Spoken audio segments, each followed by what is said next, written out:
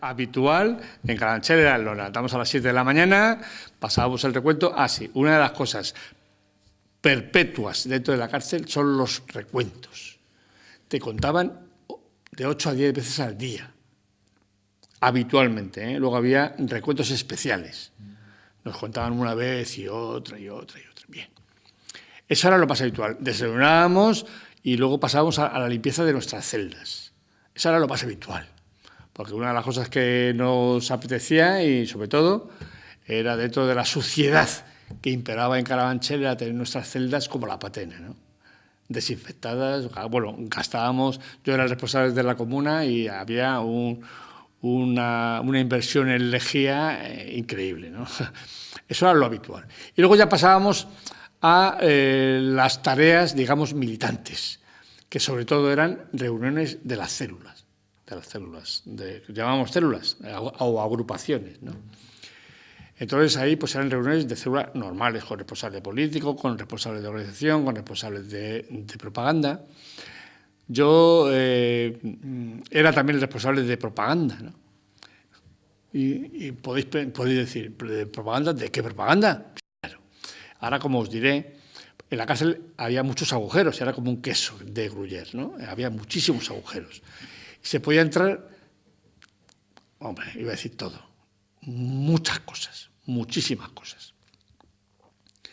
Bueno, uno de los compañeros del PC llegó a decir que podían haber entrado hasta elementos para la fuga, para fugarse, porque es que había unos agujeros importantes. Lo más habituales, lo más de diario, eran en los locutorios, donde comunicábamos con las familias. Había un par de locutorios que estaban trabajados, o sea,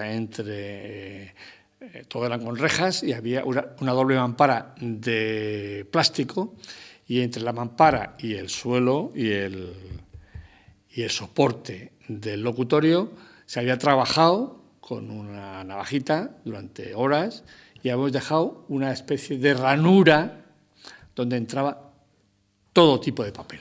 Casi siempre eran libros. O sea, los libros se encuadernaban fuera, nos lo pasaban en hojas y dentro lo volvíamos a encuadernar. Y luego teníamos libros pues, de Lenin, de Stalin. O sea, debo decir que yo nunca he leído más libros de marxismo que en la cárcel. Más que en la calle, pero más que en la calle fijo. Eso es por una parte. Y luego, sobre todo, se empleaba ya a un nivel un poquito más serio los comunicados con el partido. O sea, para una organización, para los militantes de una organización que están presos, la comunicación con el partido es sabia, es una sabia, es lo fundamental. O sea, no aguantaríamos, no podríamos aguantar sin la comunicación fluida, casi diaria o semanal, por lo menos, en este caso, con el partido, ¿no? O sea, qué pasaba afuera, las direcciones políticas, las acciones en las fábricas, en la universidad. Estábamos al día de todo eso. Y luego yo, de todos esos materiales, yo me encargaba de custodiarlos, ¿no?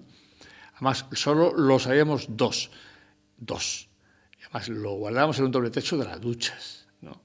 De hecho, cuando la cárcel de Carabanchel en el 2009 iba a ser a punto de ser derribada, yo visité muchas veces Carabanchel y, de hecho, fui uno de los guías, ¿no? Para la gente que no conocía Carabanchel, fue una experiencia única, ¿no?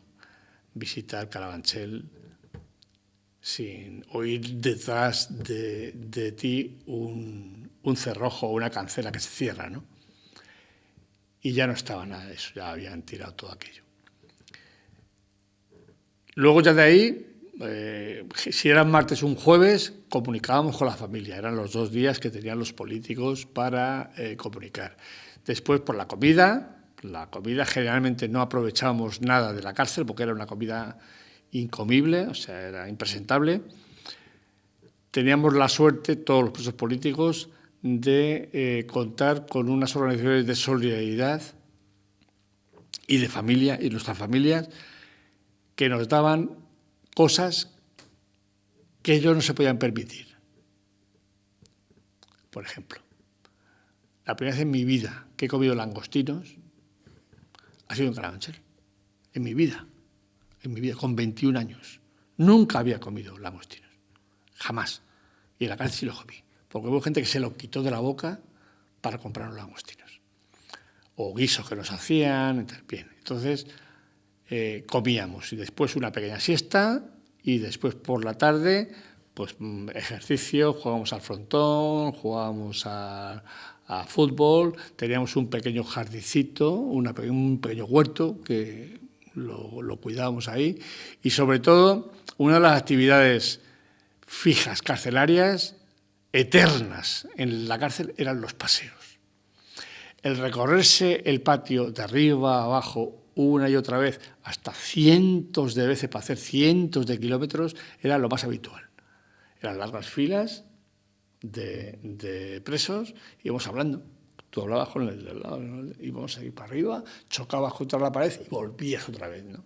Eso era algo constante, constante. Se hacía, en todas las cárceles en las que estuve, era constante. De hecho, eso luego nos generó un problema, que es curioso. ¿Sabéis qué es lo que pasa de estar tantos años sin ver el horizonte? Pues claro, en la cárcel no hay horizonte. En la cárcel vas andando y te encuentras con un muro, una pared, no hay horizonte, no ves el horizonte. Entonces yo cuando salí en libertad en Palencia, las calles se me subían para arriba, ¿no? O sea, estuve como borracho, como mareado durante un par de horas, ¿no? ¿Por qué? Porque ya estaba viendo el horizonte, ya veía horizonte, veía coches, veía gente allí, no lejos. Era algo curioso.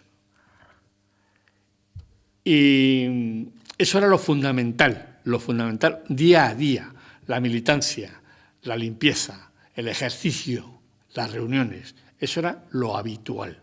Luego los sábados había en Carabanchel, solo en Carabanchel, en otras cárceles no. Había un pequeño cine donde ponían películas, claro, y había que ir al cine. Obligatorio, además, obligatorio. Valía 5 pesetas entrar en el cine. Eso los sábados por la mañana, ¿no? Un pequeño cine que daba, una de las partes daba a la tercera galería de los políticos, al patio de la tercera galería, y era lo que rompía un poquito la monotonía, digamos, de nuestra vida diaria. Los martes y los jueves las comunicaciones, el sábado el cine y poquito más. Y luego alguna vez que íbamos a ver los conciertos que ponían por televisión, conciertos de música clásica, que había que subir a la biblioteca, que por cierto, me vais a permitir que haga un pequeño inciso, porque una de las veces que subí a la biblioteca, vi una especie de respiradero, ya entrando en la primera galería, ¿no? La primera galería que era la que se salía afuera. Entonces miré hacia arriba y vi como una claridad, ¿no? Y pensé, y solo había un candado, ¿no? Entonces pensé que posiblemente se podía pensar una fuga, ¿no? Una especie de fuga por ahí. Lo que pasa es que lo planteé y no se me hizo caso. Porque esto es un tema importante.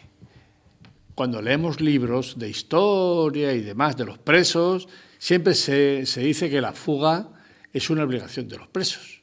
Siempre se dice, lo habéis leído, lo hemos leído y lo hemos visto en las películas, ¿no? La fuga es una obligación de los presos. Será de algunos presos. Con los que yo estuve, no.